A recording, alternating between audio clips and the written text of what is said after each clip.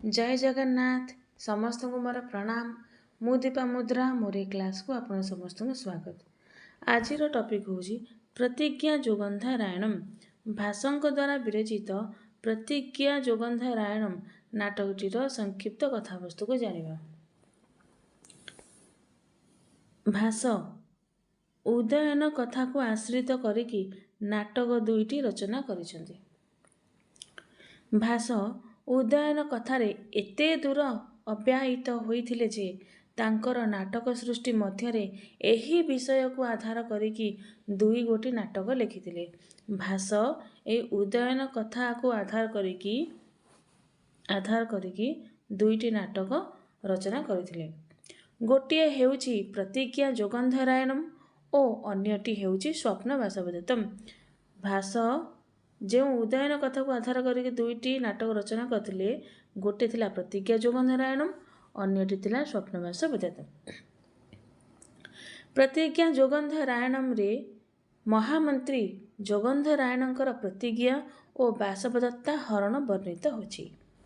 प्रतिज्ञा जोगंधरायणम नाटकटी कौन वर्णित अछि ना महामंत्री जोगंधरायणकर प्रतिज्ञा विषय वर्णित अछि एवं वासवदत्ता हरण विषय वर्णित अछि। आउ स्वप्न वासवदत्तम रे जोगंधरायण किपरि वासवदत्ता को गोप्य करी राजा उदयन को पद्मावती सहित विवाह कराइथिले और राजा वासवदत्ता को तथा कथित स्वप्न रे ही जीवित बोली अनुभव करुथिले ताहा वर्णित। अवश्य परे राजांकर स्वप्न सत्य परिणत होइथिला। राजा अपहृत राज्य मगध सेना बाहिनीर सहायतार उद्धार करथिले। आउ स्वप्न वासवदत्तम नाटकटी कौन वर्णित अछि ना जोगंधरायण किपरि भावरे वासवदत्ता को गोप्य करी बा मृत बोली प्रमाणित करिकी उदयनक सहित पद्मावतींकर विवाह कर दैचंती। आउ किपरि उदयन स्वप्न रे वासवदत्ता को देखिचंती एवं राजा उदयन किपरि भावरे शेषरे निजर अपहृत राज्य को किपरि फेरी पाइचंती से विषय रे वर्णना होइछि। उभय नाटक रे एहीपरि मंत्री जोगंधरायणकर सफल मंत्रित्वर विविध कौशल वर्णित होइछि।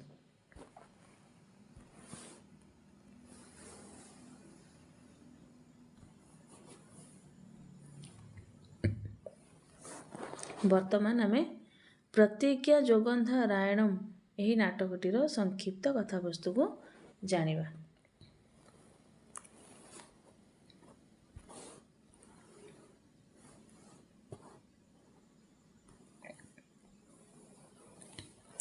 अनेक दिन तलर कथा। बश्च देशरे पांडु वंशरे उदयन बोली जने सुश्री पराक्रमशाली राजा राजत्व करुथिले। अनेक दिन तलर कथा। बश्च देशरे पांडु वंशरे उदयन बोली जने पराक्रमशाली राजा राजत्व करुथिले।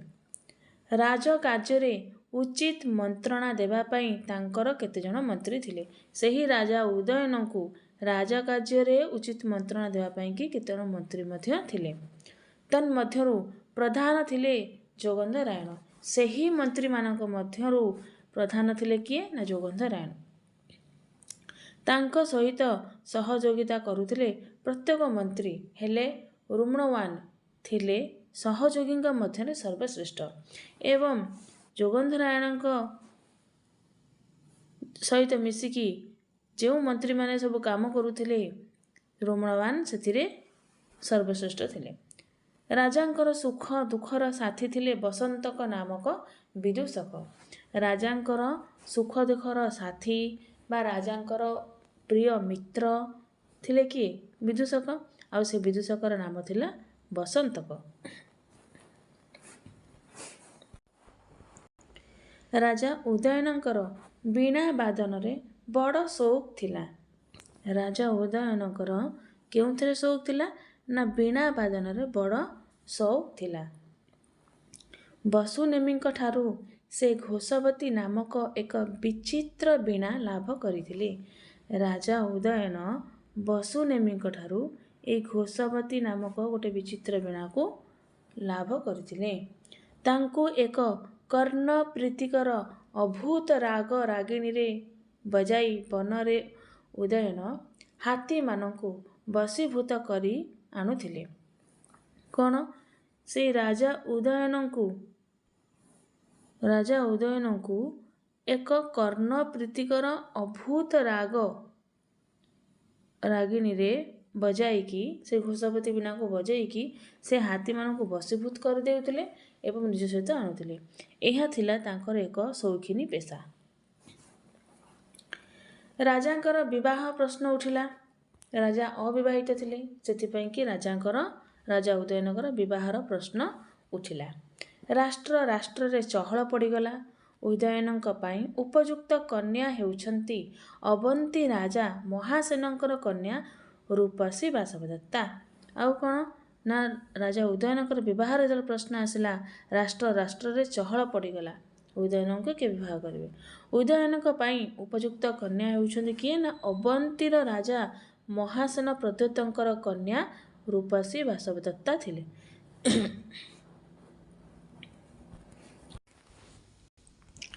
ମହାସେନ ଏତିକି ବେଳେ ରାଜା ଉଦୟନଙ୍କ ପାଖକୁ ଏକ ବାର୍ତ୍ତା ପଠାଇ ଅନୁରୋଧ କଲେ ଯେ ତାଙ୍କର ଝିଅ ବାସବଦତ୍ତାଙ୍କୁ ବୀଣା ଶିକ୍ଷା ଦେବା ପାଇଁ ଉଦୟନ ଅବନ୍ତୀକୁ ଆସନ୍ତୁ।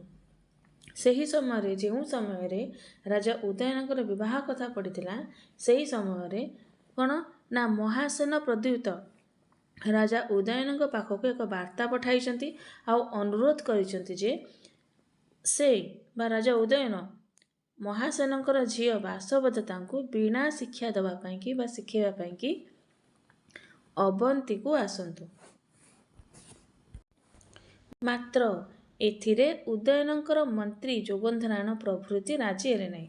ଯେତେବେଳେ ମହାସେନ ପ୍ରଦ୍ୟୋତ ରାଜା ଉଦୟନଙ୍କୁ ଅବନ୍ତୀକୁ ଡାକିଛନ୍ତି କି ଆସିକି ମୋର ପୁତ୍ରୀ, ମୋର କନ୍ୟା ବାସବଦତ୍ତାଙ୍କୁ ବୀଣା ଶିଖିବା ପାଇଁ କହିଛନ୍ତି, ବାର୍ତ୍ତା ପଠାଇଛନ୍ତି, ତ ସେହି ସମୟରେ ଉଦୟନଙ୍କର ଯିଏ ପ୍ରଧାନମନ୍ତ୍ରୀ ଥିଲେ ଯୋଗେନ୍ଦ୍ରନାରାୟଣ, ସେମାନେ ସମସ୍ତେ ରାଜି ହେଲେ ନାହିଁ। ସେମାନେ ବିଚାରିଲେ, ବୋଧ ହୁଏ ଏ ବାର୍ତ୍ତାରେ ବିଶ୍ୱାସଘାତକତା ଅଛି। ସମ୍ମୁଖ ଯୁଦ୍ଧରେ ପରାସ୍ତ କରିବା କଷ୍ଟକର ହେବ ବୋଲି ଭାବି ବିଶ୍ୱାସରେ ଡାକି ନେଇ ବନ୍ଦୀ କରିବା ହୁଏତ ସେମାନଙ୍କର କୂଟ ବିଚାର ଥାଇପାରେ। ସେହି ସମୟରେ କ'ଣ ହେଇଛି, ଯୋଗେନ୍ଦ୍ରନାରାୟଣ ଅନ୍ୟ ମନ୍ତ୍ରୀମାନେ ଭାବୁଛନ୍ତି କ'ଣ ନା ବୋଧ ହୁଏ ଏହି ବାର୍ତ୍ତାରେ ବିଶ୍ୱାସଘାତକତା ଅଛି। ଯେଉଁ ବୀଣା ଶିଖିବା ପାଇଁ ଡାକୁଛନ୍ତି ନିଜ ରାଜ୍ୟକୁ, ବୋଧ ହୁଏ ବିଶ୍ୱାସଘାତକତା ଏଥିରେ ଅଛି। ସମ୍ମୁଖ ଯୁଦ୍ଧରେ ପରାସ୍ତ କରିବା କଷ୍ଟକର ବୋଲି ଭାବୁଛନ୍ତି, ସେଥିପାଇଁ ବୋଧେ ବିଶ୍ୱାସରେ ଡାକି ନେଇକି ଆମ ରାଜା ଉଦୟନଙ୍କୁ ମହାସେନ କୂଟନୀତିରେ ବନ୍ଦୀ କରିଦେବେ ବୋଲି ସେ କହୁଛନ୍ତି।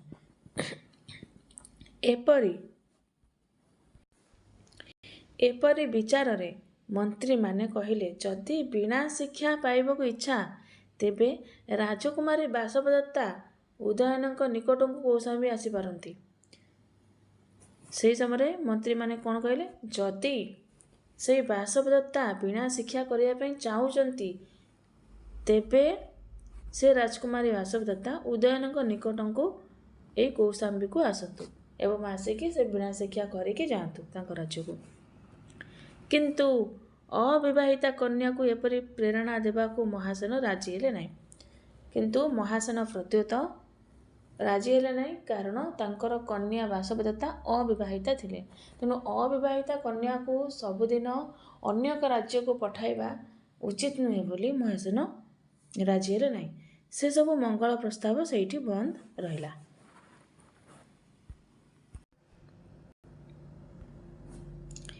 ଏ ଭିତରେ କେତୋଟି ଦିନ ବିତିଗଲା।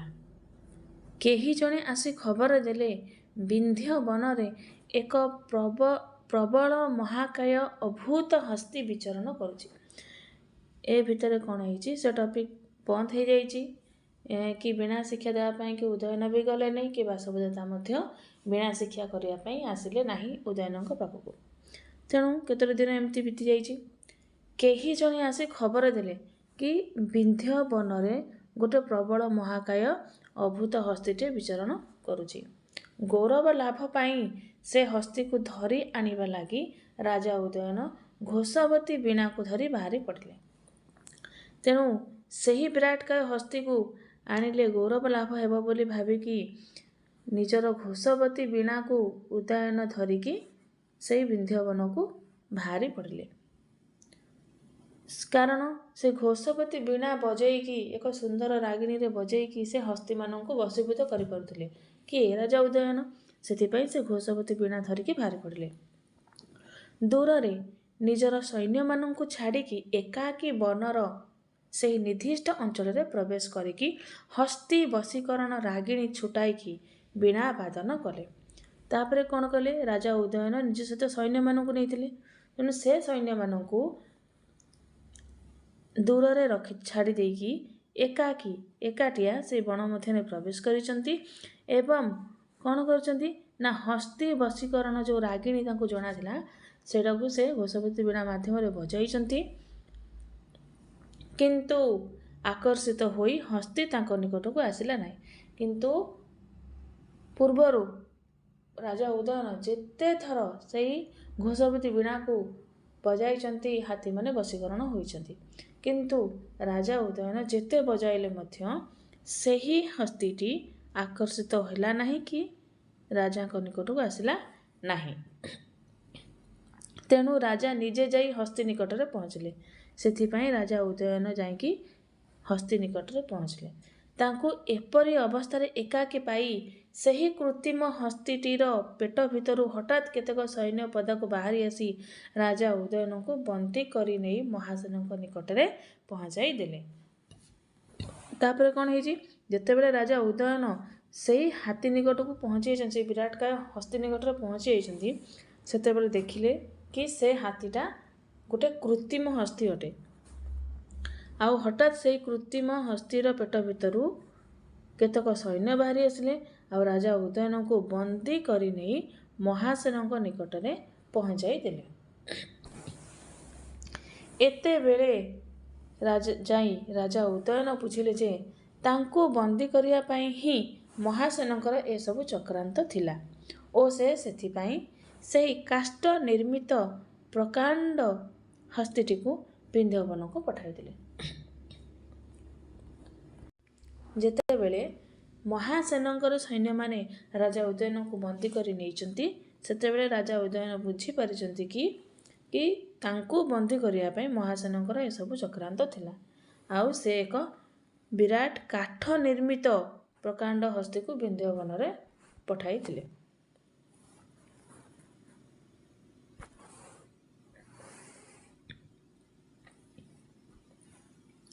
ମହାସେନ ଉଦୟନଙ୍କୁ ନେଇ ଶତ୍ରୁ ବା ବନ୍ଦୀ ଭାବରେ ବିଚାର ନ କରି ଉତ୍ତମ ବ୍ୟବହାର କରିକି ବାସବଦତ୍ତ ତାଙ୍କର ବୀଣା ଗୁରୁ ଭାବରେ ନିଯୁକ୍ତି ଦେଲେ।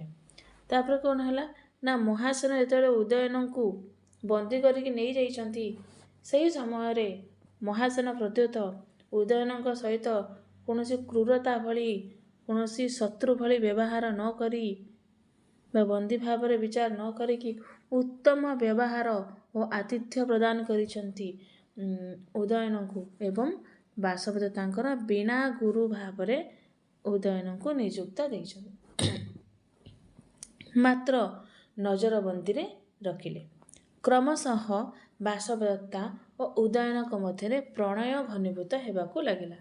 କ୍ରମଶଃ ବାସବଦତ୍ତା ଓ ଉଦୟନ ଉଭୟଙ୍କୁ ପସନ୍ଦ କରିଛନ୍ତି। ଉଭୟ ପରସ୍ପରକୁ ଅତି ଭଲ ପାଉଥିଲେ ଆଉ ଉଭୟ ମଧ୍ୟ ପରସ୍ପରକୁ ବହୁତ ଭଲ ପାଇବାକୁ ଲାଗିଲେ।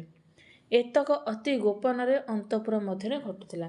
କାରଣ ଅନ୍ତଃପୁରରେ ସେଇ ରାଣୀମାନେ ବା ରାଜକୁମାରୀମାନେ ରହୁଥିଲେ।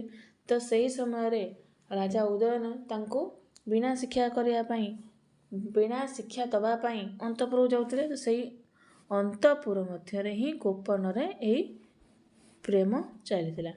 ମହାସେନ ଏକଥା ଜାଣୁଥିଲେ କି ନାହିଁ ସେ କଥା ସେଇ ମହାସେନଙ୍କୁ ହିଁ ଜଣା। ରାଜା ଉଦୟନଙ୍କର ମହାସେନ ରାଜ୍ୟରେ ବନ୍ଦୀ ହୋଇଥିବା ସମ୍ବାଦ ଉଦୟନଙ୍କର ରାଜଧାନୀ କୌଶାମ୍ବୀରେ ପହଞ୍ଚିଲା। ମହାସେନ ରାଜା ଉଦୟନଙ୍କୁ ବନ୍ଦୀ କରି ନେଇଯାଇଛନ୍ତି ବୋଲି ଏ ସମ୍ବାଦ ଯାଇ କୌଶାମ୍ବୀରେ ପହଞ୍ଚିଲା। ଏ ଖବର ପାଇ ମନ୍ତ୍ରୀମାନେ ବ୍ୟଥିତ ହେଲେ। ଯେତେବେଳେ ମନ୍ତ୍ରୀମାନେ ଜାଣିଲେ କି ତାଙ୍କ ରାଜା ଉଦୟନଙ୍କୁ ମହାସେନ ବନ୍ଦୀ କରି ନେଇଯାଇଛନ୍ତି, ସେଥିପାଇଁ ମନ୍ତ୍ରୀମାନେ ବ୍ୟଥିତ ହେଲେ। ବ୍ୟଥା ଭିତରେ କ୍ରୋଧାନ୍ୱିତ ହେଲେ ପ୍ରଧାନମନ୍ତ୍ରୀ ଯୋଗନ୍ଧରାୟଣ।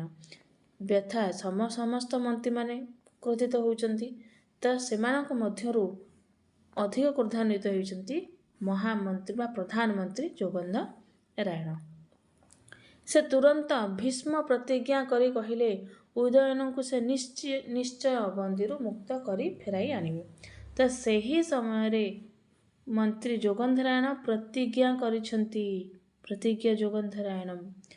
ଯୋଗନ୍ଧରାୟଣ ପ୍ରତିଜ୍ଞା କରି କହିଛନ୍ତି କି ଉଦୟନକୁ ସେ ନିଶ୍ଚିତ ଭାବରେ ସେ ମହାସେନ ଯେଉଁ ବନ୍ଦୀ କରି ନେଇଯାଇଛନ୍ତି ତାଙ୍କଠାରୁ ସେ ନିଶ୍ଚିତ ଭାବରେ ତାଙ୍କୁ ମୁକ୍ତ କରି ଆଣିବେ।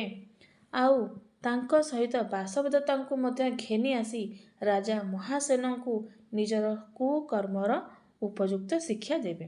ଆଉ ଯୋଗନ୍ଧରାୟଣ କ'ଣ କହୁଛନ୍ତି ନା, ଯୋଗନ୍ଧରାୟଣ ପ୍ରତିଜ୍ଞା କରୁଛନ୍ତି କି ରାଜା ଉଦୟନଙ୍କୁ ସେ ମହାସେନଙ୍କ ପାଖରୁ ଯେଉଁ ବନ୍ଦୀ ହେଇକି ଅଛନ୍ତି ତାଙ୍କୁ ସେ ମୁକ୍ତ କରିକି ଆଣିବେ। ଆଉ ସେ ମହାସେନଙ୍କର କନ୍ୟା ବାସବଦତ୍ତାଙ୍କୁ ମଧ୍ୟ ନେଇ ଆସିବେ। ଆଉ ଯେତେବେଳେ ବାସବଦତ୍ତାଙ୍କୁ ଆଣିବେ ତ ସେ ସମୟରେ ମହାସେନ ପ୍ରତ୍ୟୁତ କ'ଣ ନିଜ କୁକର୍ମର ଯେଉଁ ବନ୍ଦୀ କରି ନେଇଛନ୍ତି ସେଇଭଳି କୁକର୍ମର ଶିକ୍ଷାଟା ପାଇବେ। ମାତ୍ର ରାଜାହୀନ ରାଜ୍ୟର ମନ୍ତ୍ରୀଙ୍କ ପକ୍ଷରେ ଏହା କ'ଣ ସହଜ କଥା? କାରଣ ସେ ରାଜ୍ୟ କ'ଣ ରାଜାହୀନ ଥିଲା, ସେଥିପାଇଁ ମନ୍ତ୍ରୀମାନଙ୍କ ପକ୍ଷରେ ଏହା ମଧ୍ୟ ଏତେ ସହଜ ନଥିଲା। ଦିନେ ଦେଖାଗଲା ରାଜାଙ୍କ ପରି ଯୋଗନ୍ଧରାୟଣ ଓ ବସନ୍ତକ ଏ ଉଭୟ କେଉଁ ଅଦୃଶ୍ୟ ଶକ୍ତି ବଳରେ ରାଜ୍ୟରୁ ଅନ୍ତର୍ହିତ ହୋଇଗଲେ।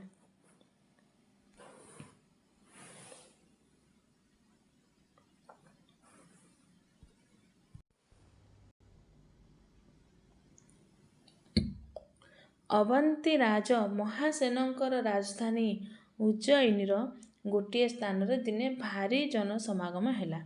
ତ ଅବନ୍ତୀ ରାଜ ମହାସେନ ଥିଲେ, ମହାସେନ ପ୍ରଦ୍ୟୋତ।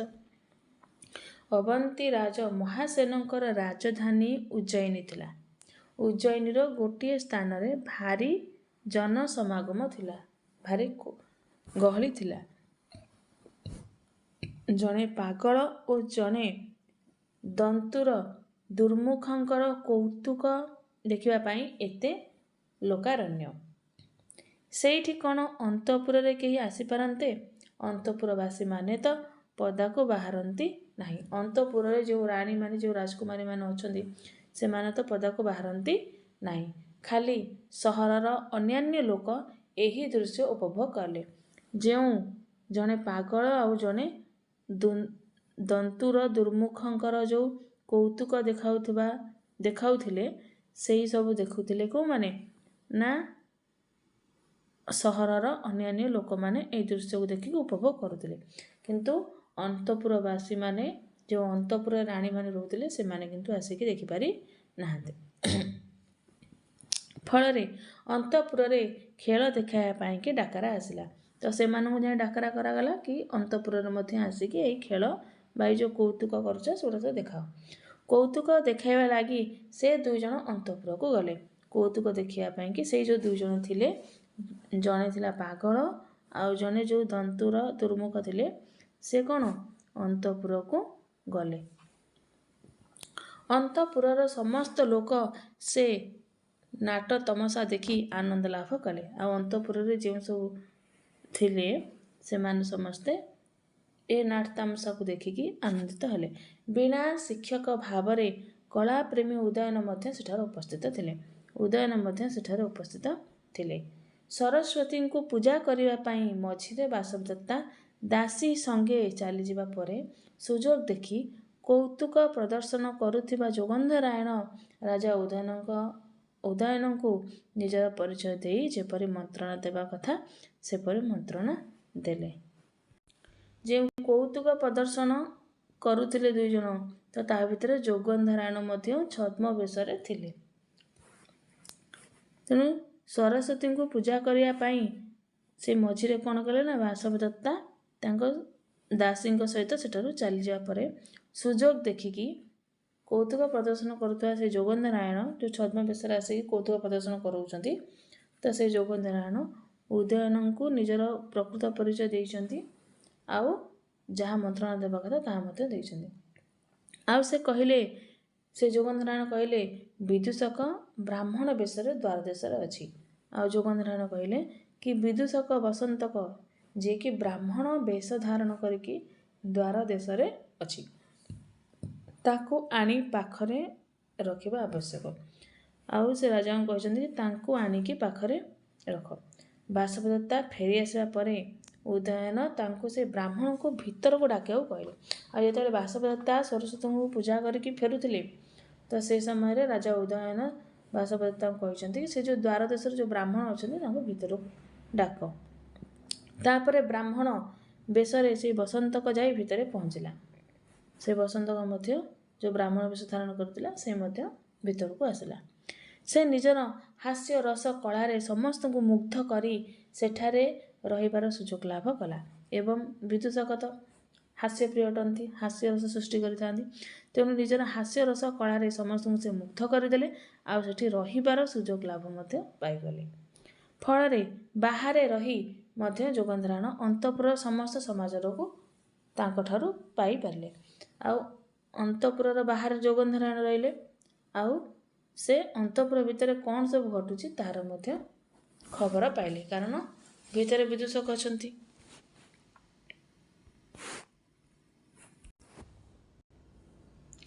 ଯୋଗେନ୍ଦ୍ରନାରାୟଣଙ୍କ ଠାରୁ କିଛି ମନ୍ତ୍ରପୂତ ବଶୀକରଣ ସାମଗ୍ରୀ ପାଇ ଉଦୟନ ବାସବଦତ୍ତାଙ୍କୁ ବଶୀଭୂତ କଲେ ଓ ସେଠାରୁ ଲୁଚି ପଳାଇ ଯିବାକୁ ତାଙ୍କୁ ଅକ୍ଳେଶରେ ରାଜି କରାଇଥିଲେ। ଏବଂ ରାଜା ଉଦୟନ ବାସବଦତ୍ତାଙ୍କୁ ମଧ୍ୟ ବଶୀଭୂତ କରିଛନ୍ତି ଏବଂ ତାଙ୍କ ସହିତ ଚାଲିଯିବା ପାଇଁକି ମଧ୍ୟ ରାଜି କରିଦେଇଛନ୍ତି। କାହାକୁ? ବାସବଦତ୍ତାଙ୍କୁ ରାଜି କରିଦେଇଛନ୍ତି ଉଦୟନ। ଏଣେ ବାହାରେ ରହି ଯୋଗେନ୍ଦ୍ରନାରାୟଣ ରାଜାଙ୍କ ପଳାୟନ ପାଇଁ ହସ୍ତୀ ଇତ୍ୟାଦି ଆୟୋଜନ କରିଥିଲେ। ଆଉ ଯୋଗେନ୍ଦ୍ରନାରାୟଣ ମଧ୍ୟ ବାହାରେ ରହିକି ହସ୍ତୀ ଆଦି ସବୁ ଆୟୋଜନ ଠିକ୍ ଭାବରେ କରିଦେଇଥିଲେ। କିପରି ଭାବରେ ବାସବଦତ୍ତା ଏବଂ ରାଜା ଉଦୟନ କିପରି ବାସବଦତ୍ତାଙ୍କୁ ଅପହରଣ କରିକି ନେବେ ସେ ସବୁର ବନ୍ଦୋବସ୍ତ ଯୋଗେନ୍ଦ୍ରନାରାୟଣ କରିଦେଇଥିଲେ। ଦିନେ ସମୟ ଦେଖି ହାତୀରେ ବସି ରାଜା ଉଦୟନ ବାସବଦତ୍ତା ବସନ୍ତକ ଯୋଗେନ୍ଦ୍ରନାରାୟଣ ଓ କାଞ୍ଚନମାଳା ନାମକ ବାସବଦତ୍ତାଙ୍କର ଦାସୀ ସମସ୍ତେ ପଳାୟନ କଲେ। ଆଉ ଦିନେ ସୁଯୋଗ ଦେଖି କ'ଣ କଲେ? ରାଜା ଉଦୟନ ବାସବଦତ୍ତାଙ୍କୁ ଅପହରଣ କରି ନେଇଗଲେ ଆଉ ନିଜ ସହିତ ବସନ୍ତକ ଆଉ ଯୋଗେନ୍ଦ୍ରନାରାୟଣଙ୍କୁ ମଧ୍ୟ ନେଇଗଲେ। ଆଉ ବାସବଦତ୍ତାଙ୍କ ସହିତ କାଞ୍ଚନମାଳା ନାମକ ଜଣେ ବାସବଦତ୍ତାଙ୍କ ଦାସୀ ଥିଲେ ତାଙ୍କୁ ମଧ୍ୟ ସାଙ୍ଗରେ ନେଇକି ପଳାୟନ କରିଛନ୍ତି। ମହାସେନ ହଠାତ୍ କିଛି ଜାଣି ନଥିବାରୁ ସେମାନଙ୍କୁ ଅଟକାଇବା ସମ୍ଭବ ହେଲା ନାହିଁ। ଯେହେତୁ ମହାସେନ ପୂର୍ବରୁ ଏମିତି ଜାଣିନଥିଲେ କି ଏପରି ହେବ ବୋଲି, ସେଥିପାଇଁ ସେମାନଙ୍କୁ ଅଟକେଇବା ସମ୍ଭବ ହୋଇପାରିଲା ନାହିଁ। ସେମାନେ ଯାଇ ନିଜ ରାଜ୍ୟ କୌଶାମ୍ବୀରେ ପହଞ୍ଚିଗଲେ। ଆଉ ରାଜା ଉଦୟନ ମଧ୍ୟ ବାସବଦତ୍ତାଙ୍କୁ ନେଇକି ନିଜ ରାଜ୍ୟ କୌଶାମ୍ବୀରେ ପହଞ୍ଚି ଯାଇଛନ୍ତି। ମହାସେନ ଓ ଅଙ୍ଗାରବତୀ ଏଥିରେ ସମ୍ମତି ଥିଲେ। ମହାସେନ କିଏ? ନା ବାସବଦତ୍ତାଙ୍କର ପିତା। ମହାସେନ ପ୍ରଦ୍ୟୋତ ହେଉଛନ୍ତି ବାସବଦତ୍ତାଙ୍କର ପିତା। ଆଉ ଅଙ୍ଗାରବତୀ କିଏ? ନା ବାସବଦତ୍ତାଙ୍କର ମାତା। ମହାସେନ ଏବଂ ଅଙ୍ଗାରବତୀ ଏ ଦୁଇ ଜଣ ପତି ପତ୍ନୀ ଅଟନ୍ତି। ଆଉ ଏ ଦୁଇ ଜଣଙ୍କର ପୁତ୍ରୀ ହେଉଛନ୍ତି ବାସବଦତ୍ତା।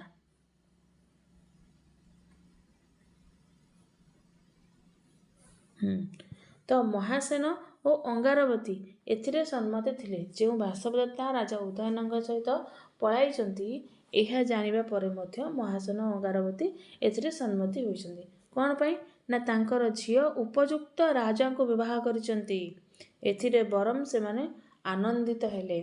ଏଇଥିପାଇଁ ମହାସେନ ଓ ଅଙ୍ଗାରବତୀ ସମ୍ମତି ଦେଲେ, କାରଣ ସେ ଜାଣିଥିଲେ କି ରାଜା ଉଦୟନ ଜଣେ ଉପଯୁକ୍ତ ପାତ୍ର ଅଟନ୍ତି। ସେଥିପାଇଁ ତାଙ୍କ ଝିଅ ଜଣେ ଉପଯୁକ୍ତ ରାଜାକୁ ବିବାହ କରିଛନ୍ତି ବୋଲି ଭାବିକି ସେ ବିରୋଧ କରିବା ବଦଳରେ ବରଂ ଆନନ୍ଦିତ ହୋଇଛନ୍ତି। ମହାସେନ ଓ ଉଦୟନଙ୍କର ଏହି ବନ୍ଧୁତା ଫଳରେ ଉଭୟ ରାଜ୍ୟ ମଧ୍ୟରେ ବନ୍ଧୁତା ପ୍ରତିଷ୍ଠିତ ହେଲା।